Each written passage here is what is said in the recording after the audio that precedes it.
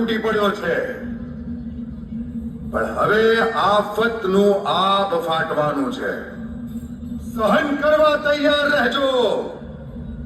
આપણે બાપુની બતાવેલી સત્ય અને અહિંસાની રાહ પર ચાલશું. આપણે બારડોલી સત્યાગ્રહ કરશું.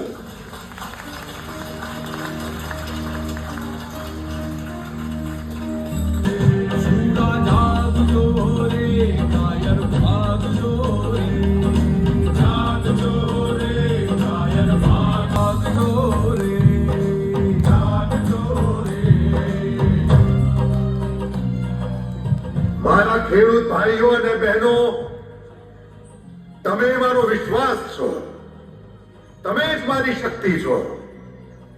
આપણે સાથે સાથે જ ચાલવું પડશે, કારણ કે શક્તિ વગરનો વિશ્વાસ નકામો છે. મોટા મોટા કામો કરવા માટે આપણે શક્તિ અને વિશ્વાસ બંનેની જરૂર પડશે.